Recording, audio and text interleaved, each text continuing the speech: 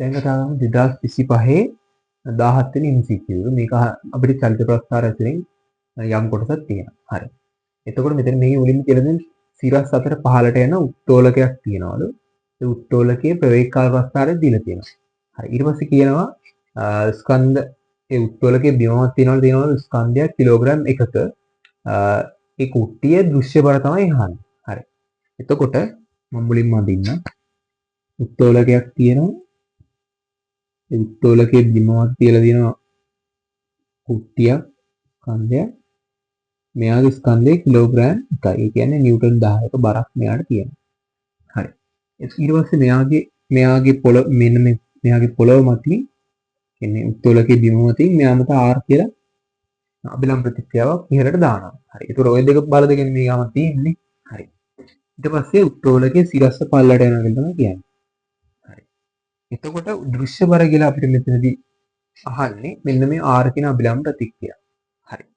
එතකොට දැන් මෙතනදී R ගන්න නම් අපිට පාවිච්චි කරන්න වෙනවා x සමාන m. සමාන m පාවිච්චි කරන්නේ කොයි දිශාවටද?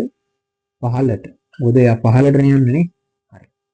එතකොට බල දෙකක් දන්නවා R සහ 10. ස්කන්ධය දන්නවා. ත්වරණය හොයාගත්ත නමුල් අපිට සුළු කරලා R හොයන්න තිබ්බා. හරි.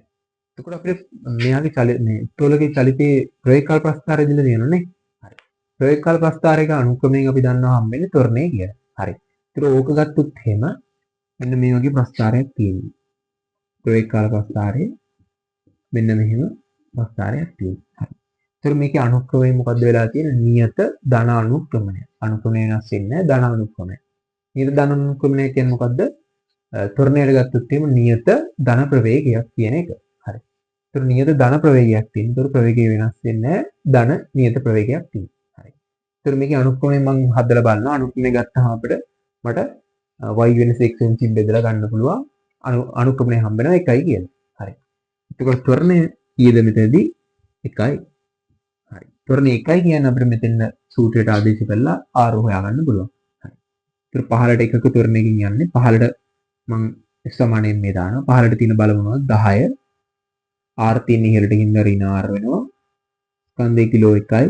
යව ගුණ කරනවා. එයාගේ ත්වරණය 1යි. R මේ පැත්තට යවලා මේ දෙන්නයි ගුණිත 1යි. එක මේ පැත්තට ගේනවා. හරි. එතකොට 10න් එකක් අඩු වුණාම 9යි නිව්ටන් කියලා අපිට මෙතනදී R ඒ දෘශ්‍ය බර අපිට මෙතන කුට්ටියේ දෘශ්‍ය බර හොයන්න කියලා තියෙනවා. ඒ අව හම්බ වෙනවා නිව්ටන් 9යි කියලා.